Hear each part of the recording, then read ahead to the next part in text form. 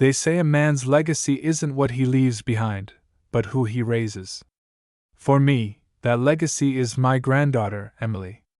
I raised her after her mother, my only daughter, passed, and every bit of joy in my old bones comes from watching her grow into the headstrong, dazzling woman she is today. I thought I'd seen everything life could throw my way. But nothing, not 30 years as a high school principal in a tough Cleveland suburb, not the loss of my beloved Helen, not even my 3 heart surgeries, prepared me for the shock I got that blustery October evening. It started, as these things often do, quietly. I was in my favorite recliner, the one Helen made me buy despite the color, sipping coffee and reading the St. Paul Gazette. The days grow short here in Minnesota, and the fireplace crackled for warmth more than show. Emily stood across the room, nervously toying with a glinting ring on her finger. Diamond, tasteful but big enough to impress. She wore her navy blue suit, hair tucked back the way she always did for job interviews or serious discussions. I knew something was coming. "Grandpa, I'm getting married," she said, voice soft but shaking with excitement and something else, maybe fear. The paper slid from my hands and fluttered to the floor. "To who?" I managed, trying to keep my tone even. I didn't even know she was seeing anyone. She bit her lip. "To Alex. Alex Carter. He's wonderful, Grandpa. He makes me so happy." Alex Carter. Never heard the name. I'd kept tabs on most of her college friends and coworkers, but this one slipped past me. "And how long have you known this Alex?" I asked. She hesitated, twisting the ring. 3 weeks. I sat up a little straighter, my heart starting to pound in a way that had nothing to do with cholesterol. 3 weeks, Sam? People don't marry someone after 3 weeks. That's not how it works. She bristled a little, standing her ground. You analyze everything. I know you care.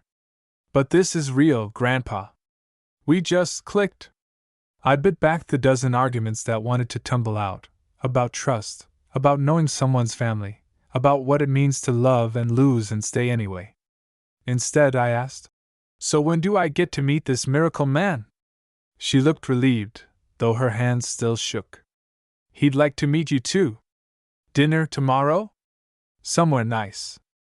Alex suggested the Birch Room, said it was his favorite. Of course he did. The Birch Room was the new high-end place in downtown St. Paul. Only guys with something to prove, or something to hide, picked a spot like that for a first meeting.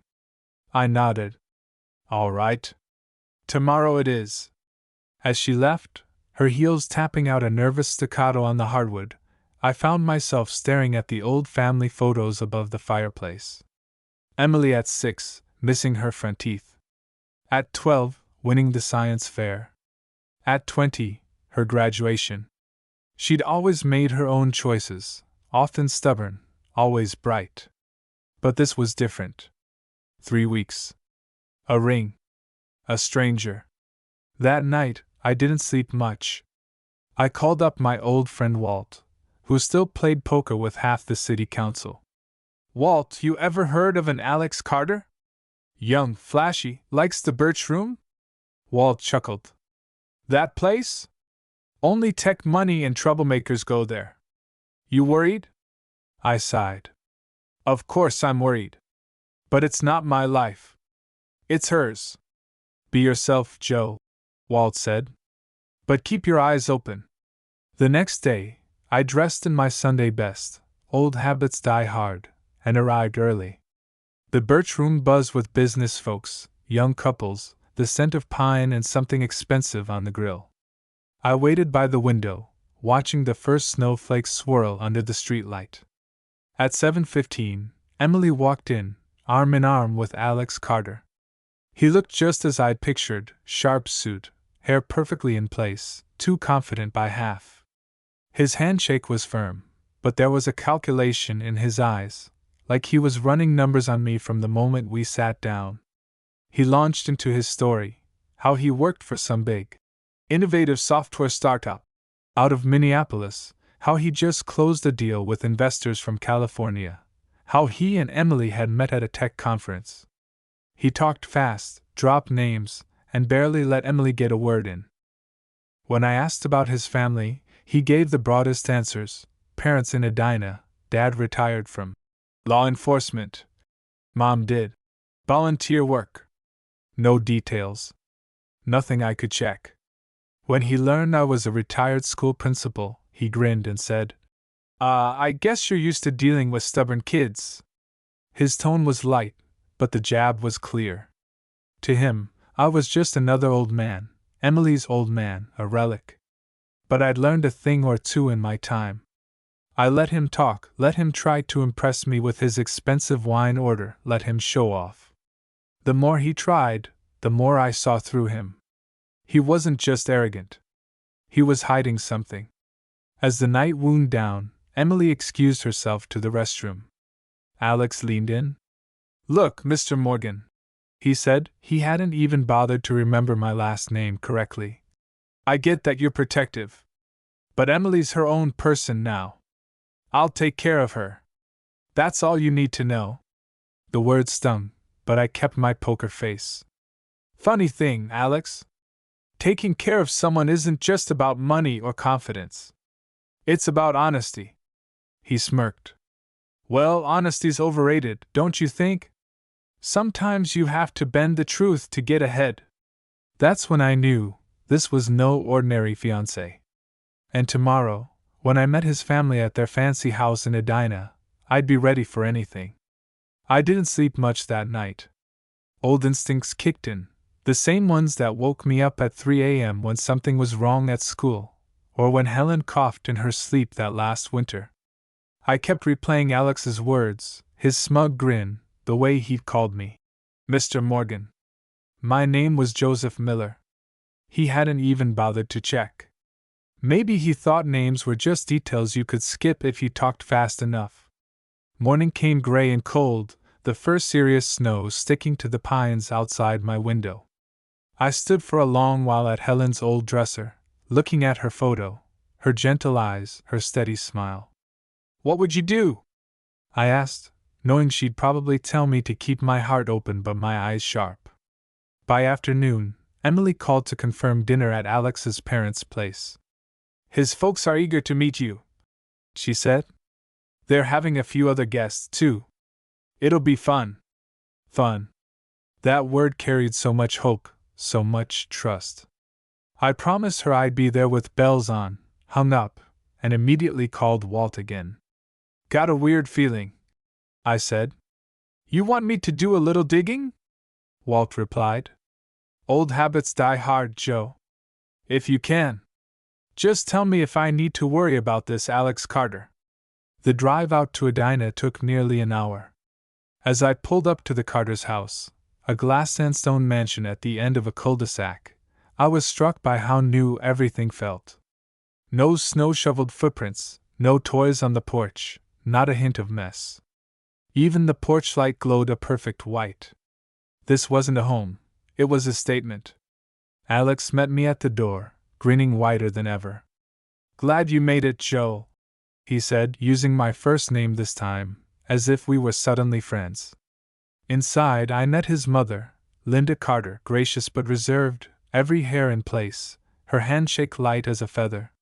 His father, William Carter, was smaller than I'd imagined, his gaze sharp behind rimless glasses, with a cop's posture and a businessman's handshake.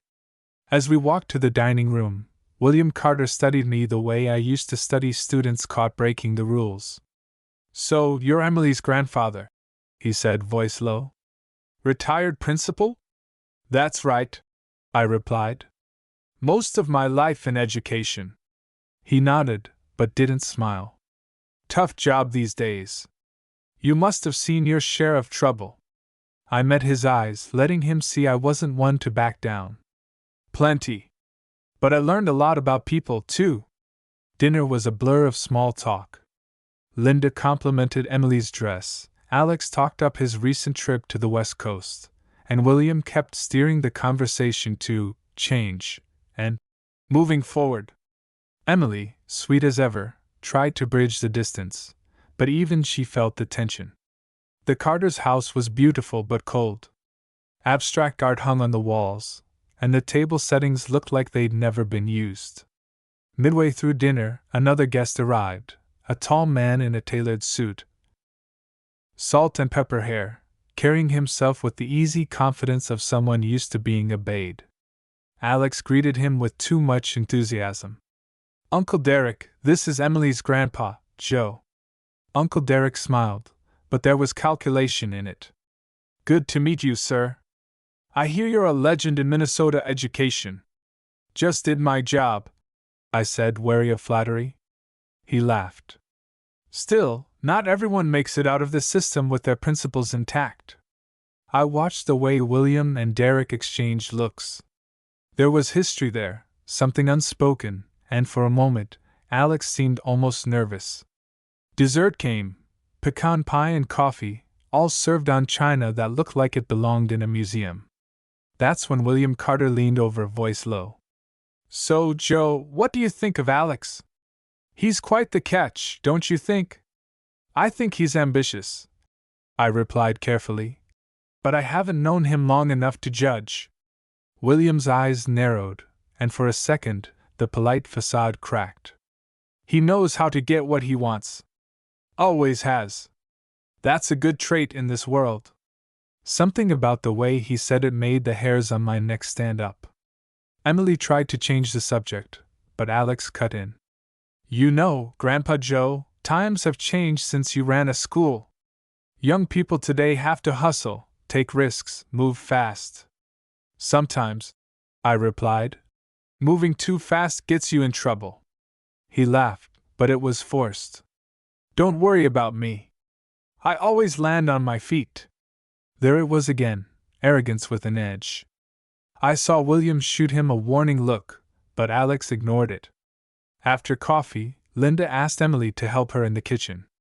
Alex disappeared for a phone call, and I found myself alone with William and Derek. The room felt suddenly smaller, colder. William sipped his coffee. "I'll be honest with you, Joe. Alex is driven. He's made mistakes, sure, but he's loyal to family." I studied his face. "What kind of mistakes?" Derek cut in, smooth as silk. "Nothing criminal, if that's what you're asking. Just the usual stumbles. Everyone has them." I nodded, but inside my stomach churned. These men were used to covering things up, to controlling the story. But I'd made a career out of uncovering truth. Before I left, William shook my hand with a grip that was almost a challenge. "You're welcome here any time, Joe. Family's family." On the drive home, my phone buzzed. A text from Walt. "Call me. Found something on Alex. We need to talk." Walt never called after 9 unless it was important, so when my phone lit up at 10:45 p.m., I was already on edge. I answered before the second ring. "Joe." Walt's voice was tight. "You sitting down?" "I'm old, Walt. I'm always sitting down." I tried to joke, but my heart was thudding in my chest. He didn't laugh. "I pulled some strings and ran Alex Carter's name through a few contacts. You're not gonna like this." A cold, familiar dread settled over me. "Tell me." Walt hesitated, the way you do when the truth will wound. "He's got a record. Nothing that stuck, but enough red flags to make a Chicago traffic light jealous. Credit card fraud investigation back in college, charges dropped, but the files are sealed. His last job in San Francisco? Quiet firing after someone's laptop went missing.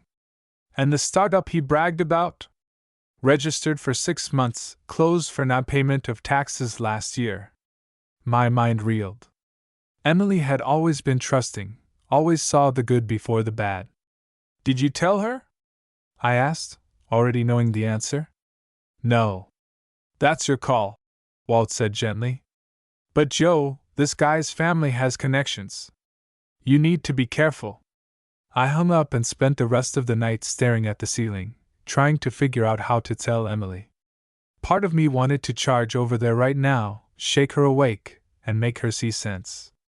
But I'd learned, through many mistakes, that when you push too hard, you risk breaking something forever.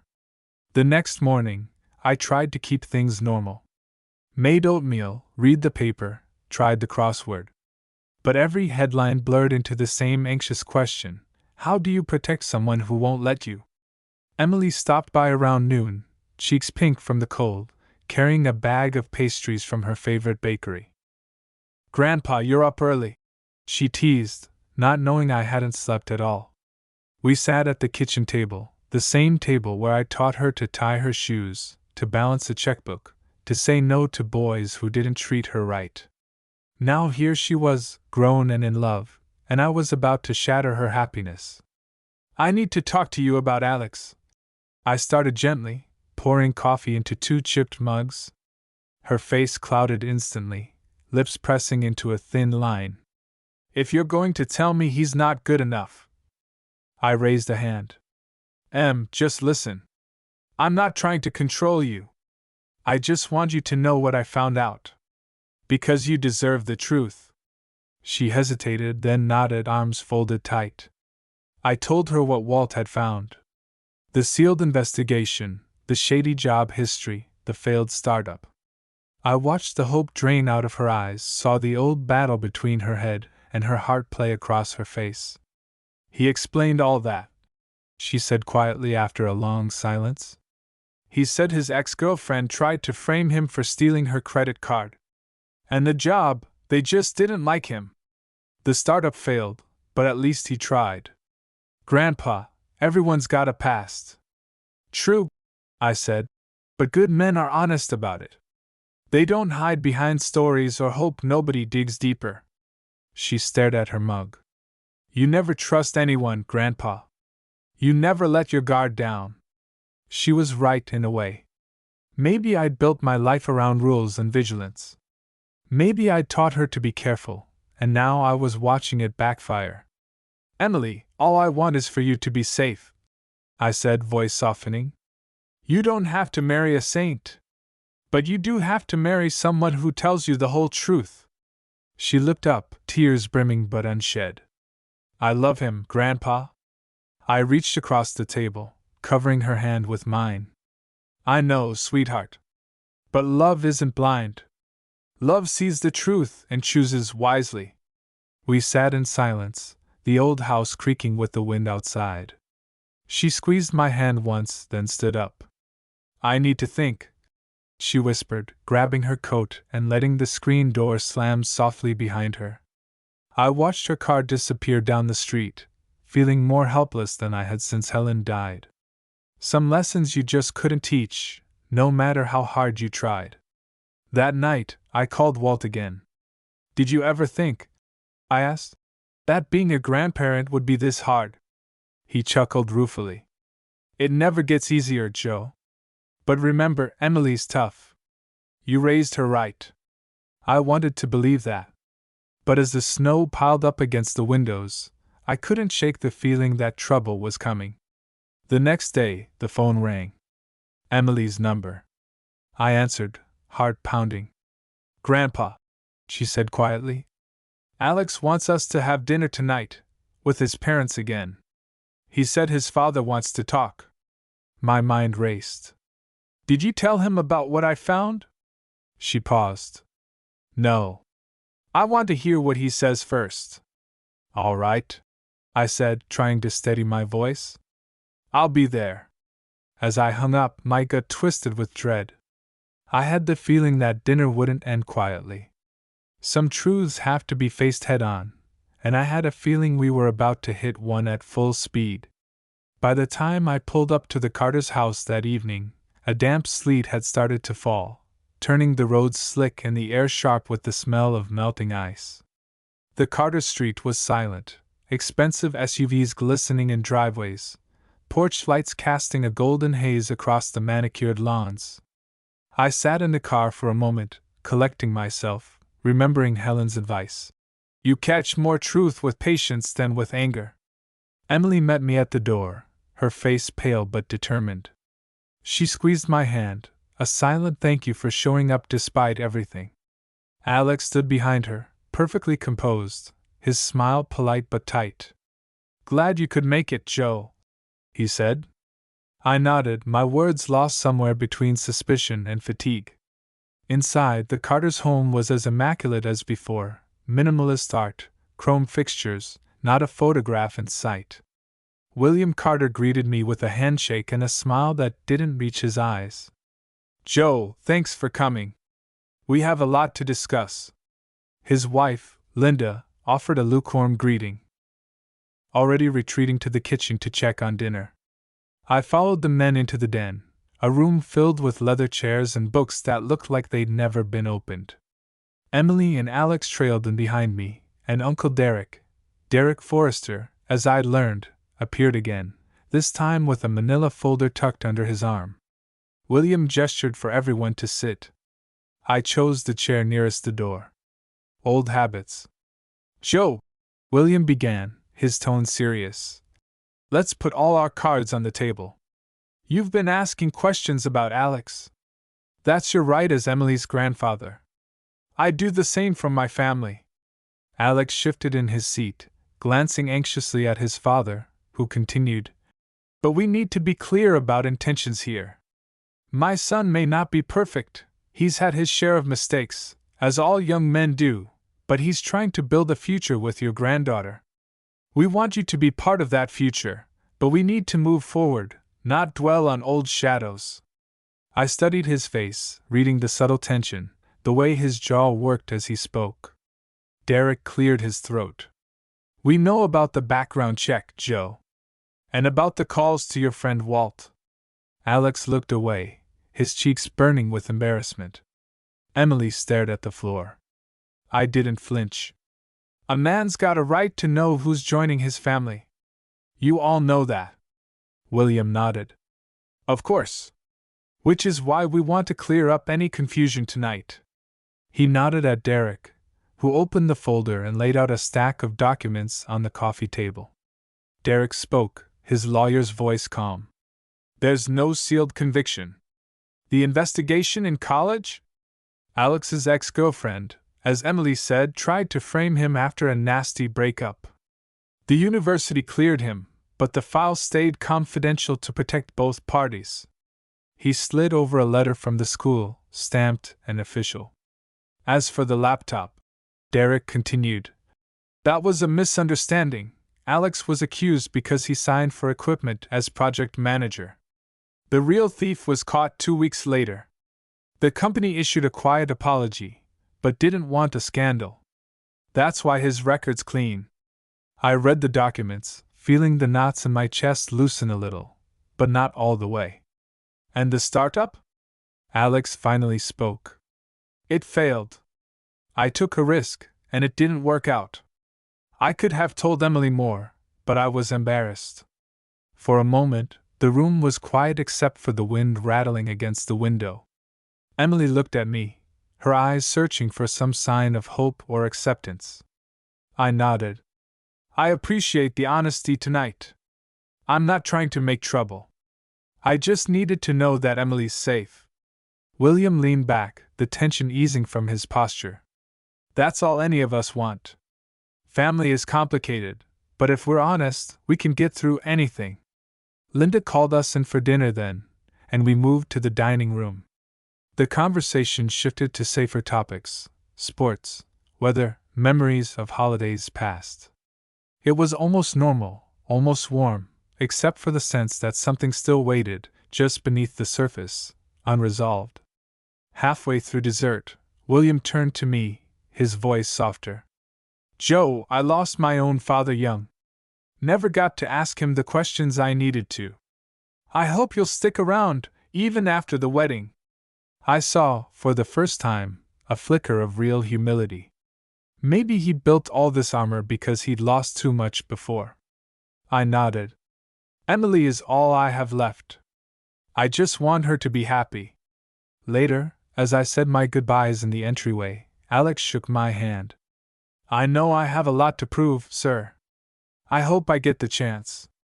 I left with a heavy heart, relieved that some shadows had been chased away, but still wary. I trusted my gut, and my gut told me the story wasn't finished yet. In families like the Carters, and even my own, the past had a way of circling back when you least expected. As I drove home, snow turning to rain, I found myself praying, not just for Emily, but for wisdom and patience. Because something told me that, soon enough, we'd all need both. The days after that dinner blurred into a restless fog. Emily called a few times, always cheerful, always eager to convince me she was happy. I tried to match her optimism. But a father, or a grandfather, knows when someone's putting on a brave face. She talked about wedding venues, her new job, Alex's plans for the future. All the right things. But sometimes I caught her pausing just a little too long before answering, or laughing a beat too late. Walt checked in too. "So, did you get your answers?" he asked. "Some of them," I replied. "But something still feels off. I just can't put my finger on it." "That's your gut, Joe. Never ignore it. But sometimes you have to let them make their own mistakes." Hardest advice in the world. A week passed. The weather turned colder, nights dipping into single digits, lakes beginning to freeze over. I busied myself fixing a stubborn leak in the basement, and watching college basketball on TV. But Emily's happiness, or the lack of it, hung over everything like a gray Minnesota sky. Then, one Thursday evening, the phone rang. Emily. Her voice was thin, tremulous. "Grandpa, can I come over?" "Anytime, sweetheart. You know that." She showed up 20 minutes later, bundled in her old pea coat, hair damp from the sleet. She set her bag down and paced the kitchen, arms wrapped tight around herself. I poured us both some tea and waited her out. "I don't know what to do," she finally whispered. "Alex has been different. Moody. He's barely home, says it's work, but he doesn't answer my calls. I found a strange number on his phone last night. When I asked, he got angry." My heart dropped. "Did he hurt you?" "No," she said quickly. "Nothing like that. He just shut down. Like a wall. And then he said I was smothering him." "Grandpa, do you think I'm making a mistake?" I wanted to say yes. Every part of me wanted to shout it. But I remembered Helen's voice in my mind: don't give advice until you're asked for it. Don't push her away. So I just squeezed her hand. "Do you feel safe, Em? That's all I care about." She nodded, tears slipping down her cheeks. "I don't know what to feel. I thought he was the one, but now everything feels wrong. Sometimes love is a fog. You can't see the trouble until you're right in the middle of it." We talked for hours. I listened more than I spoke. She told me about their arguments, Alex's defensiveness, how his parents always seemed to take his side, even when he was cruel. "His dad told me I should be more patient. His mom says boys are just under pressure these days." I felt anger simmer in my chest. I'd heard that excuse 1,000 times in my old office: boys will be boys. No, I thought. Boys become men by learning responsibility. Finally, Emily sighed. "I think I need some space. I might stay here a few days if that's okay."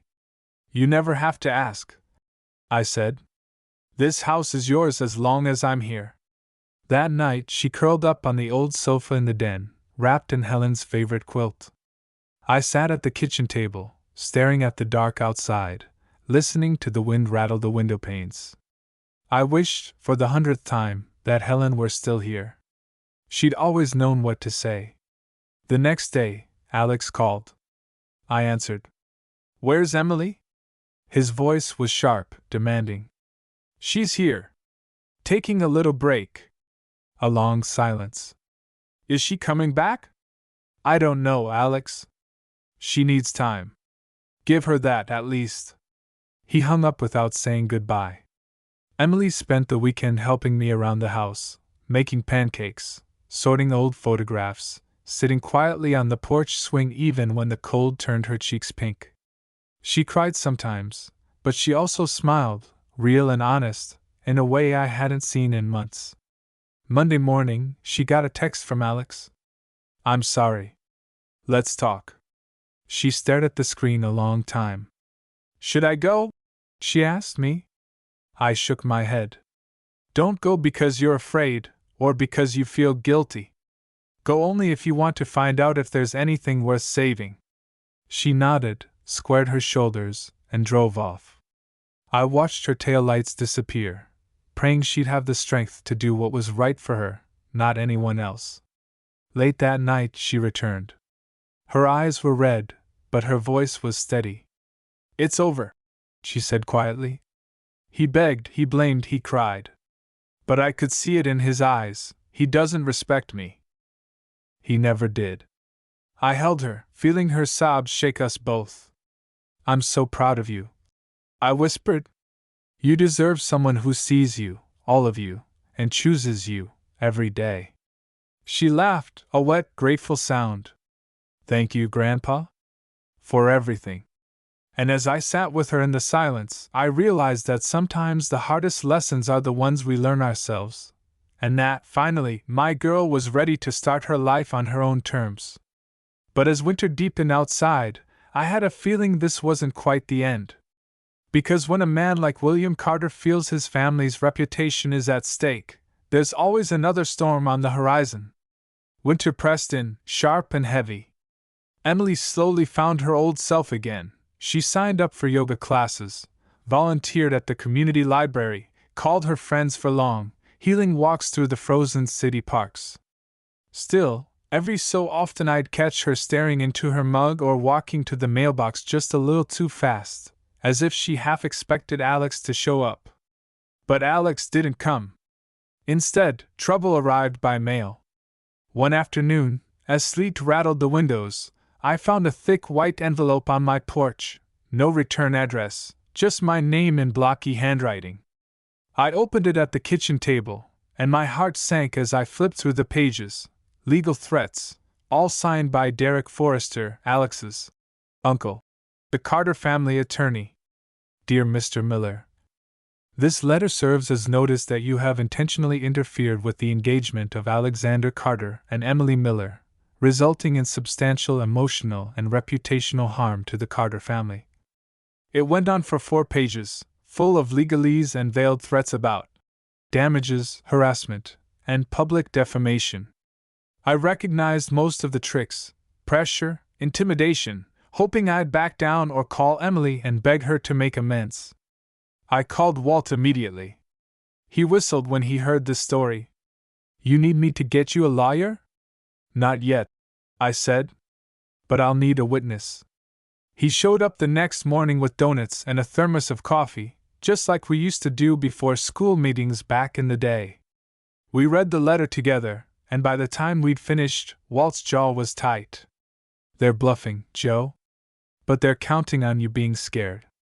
"I'm not," I said quietly. "But I want to make sure Emily isn't either." I showed her the letter that night. She read it in silence, then handed it back. "He's trying to scare us into silence," she said, voice stronger than I'd hoped. "He wants me to feel guilty. He wants you to regret protecting me." "You don't, do you?" I asked, suddenly afraid. She shook her head. "No. For the first time in months, I feel safe. I feel like myself again." We agreed on a plan: no responding, no contact, just documenting everything. Walt would call a lawyer he trusted, just in case. Emily blocked Alex's number, deleted all his messages, and even changed her route to work for a few weeks, just to be sure. I double-checked the locks every night, watched for strange cars, and made sure my old hunting bat was by the door. Not that I thought I'd need it, but it made me feel better. But the Carters weren't done. A week later, William Carter showed up at my house. No call, no warning, just a black Cadillac in the driveway and a sharp rap at the door. I opened it to find him standing there, polished as ever, his expression a careful blend of sorrow and fury. "May I come in?" he asked. I considered slamming the door in his face. Instead, I stepped aside, because that's what Helen would have done. He stepped into my living room, eyes roaming over the family photos, the mismatched chairs, the faded rug Helen loved. He sat on the edge of the couch, looking out the window at the gathering dusk. "I'm here because my son is heartbroken," he said.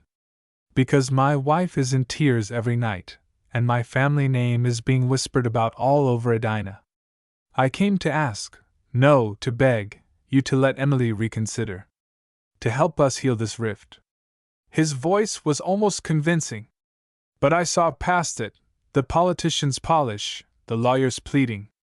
I'd dealt with 1,000 men like him, men who'd never heard the word no, until it shattered against them. "Mr. Carter," I said, sitting across from him, "Emily made her decision.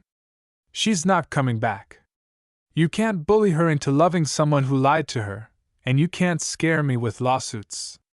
He stiffened. "You think you know everything, don't you? You think you're protecting her, but all you've done is destroy my family's peace." I shook my head. "No. Alex did that all by himself. If you want peace, start by asking your son to take responsibility for his choices." He glared at me. For a moment, the mask slipped, and I saw the exhaustion and fear underneath. "You're a stubborn man," he muttered. "Runs in the family," I replied. He stood gathering his coat, preparing another argument, but then he paused. "You know, I lost my father too. When I was your daughter's age. I always wanted a protector, someone to tell me when I was wrong." I softened, just a little. "I hope you find peace, Mr. Carter. But not at my granddaughter's expense." He left without another word. As his car pulled away, I finally felt the old house relax around me, like it had been holding its breath the whole time. Emily watched from the hallway, shoulders shaking a little. I hugged her tight. "Sometimes standing up for yourself is the only way to heal," I said. "And sometimes it's the hardest thing to do." That night, we ate pancakes for dinner, watched an old movie, and laughed at the silly parts, just like we used to. I knew we weren't done with the Carters, not really. But I also knew that no lawyer, no threat, no angry father could break the bond between me and my girl. Whatever storm was coming, we'd weather it together. Spring came slow and careful that year, like the world itself was afraid to thaw too quickly after such a bitter season. For the first time in months, sunlight spilled into my living room, and I found myself airing out the old house, cleaning windows, and watching Emily linger longer on the porch swing, her phone finally silent. The Carters did not come back, not to our door anyway. A lawyer's form letter arrived one day, acknowledging that no further action will be pursued. I saved it in a folder marked "Peace at Last," right beside Helen's recipes and the dogged cards Emily made for me every Father's Day. Emily started to smile with her eyes again, not just her lips. She met new friends, threw herself into her work, and sometimes on Saturdays, we'd take drives out to the lakeshore or walk through town with the easy comfort of people who'd survived a storm together. One evening, after we'd grilled burgers in the backyard, Emily poured us both lemonade and sat beside me in the twilight. She looked older than she had a year ago, but stronger too, a steel in her spine I recognized as my own. "Grandpa," she said, "do you think I'll ever fall in love again? Real love, the kind that lasts?" I set my glass down and considered. "Emily, love isn't lightning. It doesn't always hit you out of nowhere and sweep you off your feet. Sometimes it's slow, patient. Sometimes it's the friend who listens, the colleague who makes you laugh, the person who stands by you when you're not at your best." She smiled, a sad sort of smile. "I thought Alex was the one. Now it all feels like a bad dream." "It wasn't a dream," I said gently. "It was a lesson. You learned your own worth. You learned that respect matters more than promises. And you learned, maybe, that you're braver than you thought." She leaned her head on my shoulder, just like she did when she was 10. "Thank you for not giving up on me, Grandpa. Even when I didn't want to hear it." I squeezed her hand. That's what family does. We stay, even when things get hard. There were still difficult days, moments when Emily got letters from Alex, or texts from old friends who just wanted to check in. Sometimes I'd find her standing by the window, lost in thought.